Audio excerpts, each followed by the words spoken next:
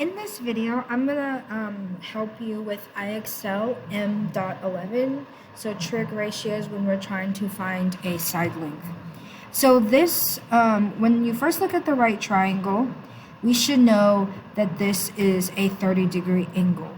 So since we know that it's a 30-degree angle, there's two different things that we could do. We could either use our special right triangles, or we can use our trig. So since this is a 30-degree angle, I know that I can use my special right triangle of 30, 60, 90. So that's what I'm going to use to solve this equation. So since they give me this side that's 20, and this side is across from the 90-degree angle, that means across from the 90-degree angle is 2x. So that means 20 is equal to 2x. To get x by itself, divide both sides by 2. And then I know that the angle across from 30 is x. So since I know that x is 10, here's 30, here's 10. Okay? Since it's just asking me for ST, I don't need to go any further. And I could just say that the answer is 10. Okay. This one is very similar to the last one we did. This is a 60-degree angle, so that means this is my special right triangle of 30, 60, 90. So as you move along, this one is a 45, so that's the special right triangle 45, 45, 90. Okay, so when you look at this one, this angle is 35. So this is not a special right triangle anymore. So that means we have to use one of our trig functions that we learned about on Wednesday.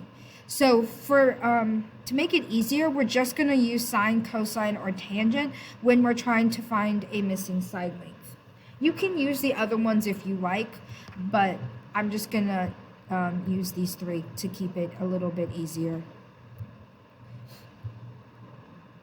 Okay, so since I'm going to use trig, I need to identify the hypotenuse, which is the side across from the 90-degree angle. I need to opposite. Here's my angle that's given. The side that's opposite is that side. And then the last side is my adjacent. Okay? So I'm going to circle the information that I know. I know that the hypotenuse is 7, and I'm looking for GI. This is GI, so I'm looking for the adjacent. So I'm going to go over here to my formulas, and I'm going to figure out which one of these formulas has the adjacent and the hypotenuse. So that means the adjacent and the hypotenuse is cosine. So I'm going to use the cosine of 35 degrees equals the adjacent. I don't know what the adjacent is, so you can call it whatever letter you want. I'm just going to call it x over the hypotenuse, which is 7. Okay? I'm going to try to get x by itself. So in order to get x by itself, it's being divided by 7. So I'm going to do the opposite, and I'm going to multiply both sides by 7. Okay? When I go to Desmos to type this into the calculator, we first have to make sure that my calculator is in degrees. So when I do 7 times the cosine of 35, I'm going to go over here to the wrench, and I'm going to click on, scroll down, I'm going to click to degrees. So if you don't click on degrees, it's going to give you the wrong answer in radians. So you have to make sure you're in degrees. Okay? So then it says my answer is 5.73.